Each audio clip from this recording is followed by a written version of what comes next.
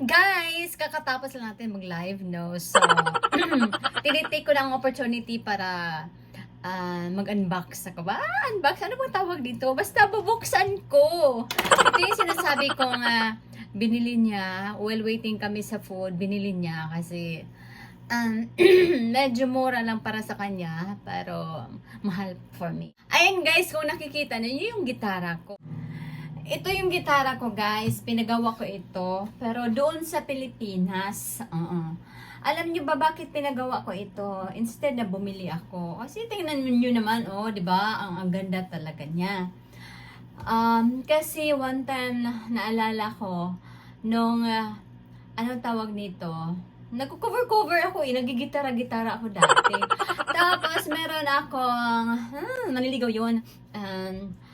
Sabi niya, ang pangit daw ng gitara ko. Kulay blue yun, hiniram ko sa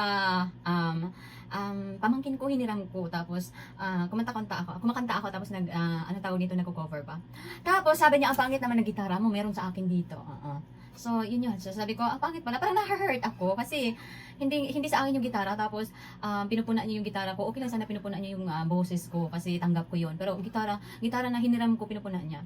So, simula nun, hindi na ako nag-cover.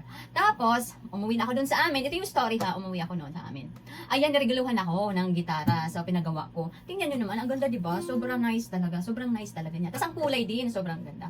Tapos, nung pumunta na ako dito, sabi ng isa, iwan ko lang yung keyboard, dalhin ko lang daw gitara kasi pinagawa yun. May sentimental value ito. Kaso, hindi naka-adjust yung gitara ko sa klima dito. Ang lamig, dry kapag winter. Nung una, ito yung nung una talaga, ito yung, nag-crack ba? Ito yung dito. Nagka-crack siya dito last year. Nagka-crack siya. Hindi niya kaya yung lamig. Tapos, pinagawa namin, pinaayos namin. So, okay na yun. Nagigitara kami, nagja-jamming kami. Tapos, this year na naman, na winter, ito na nagka-crack na naman siya. Malaki talaga siya. Tapos sabi ko, mag-move on na talaga ako. Ayaw na sa kanya. Kaya hindi ko na siya ginagamit. Pero, kinikip ko lang, hindi lang namin, tinatapon. Kasi nga, ang ganda. Yung gusto ko nito is yung kulay na talaga. As in, ganda ng kulay.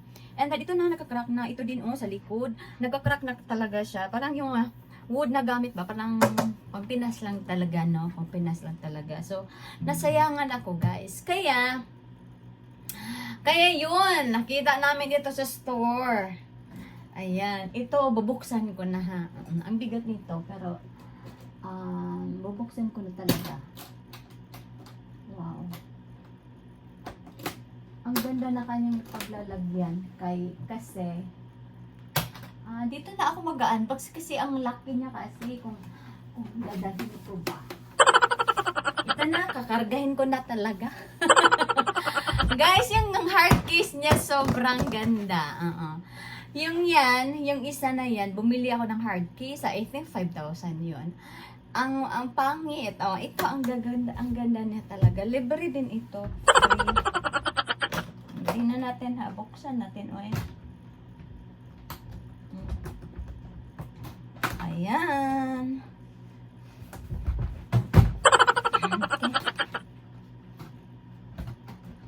Ayan na.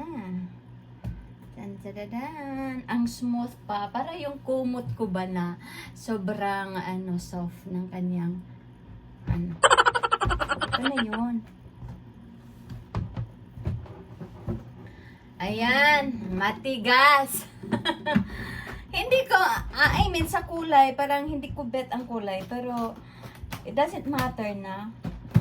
It doesn't matter na yung kulay. Kasi, di ba ang ganda niya? Ito yun. Kumpara nito. Di ba? Ito yung maganda siya, di ba? Ayan. Ang ganda niya, guys. Promise. Sa halagang 400.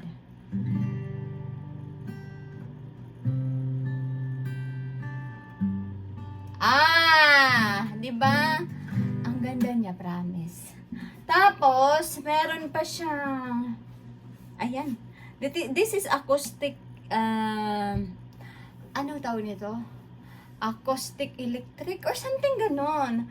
Tapos meron din siyang adjustan dito. Ayan, yan. Gagamitin ko yan pag meron na akong something na yung ikabit ba, from here to my sound card, diba? Sampulan nga natin ng kanta. Ano bang kakanta nito? Pero lagyan ko siya ng kapo. Sample. I always thought you were the best. I guess I always will.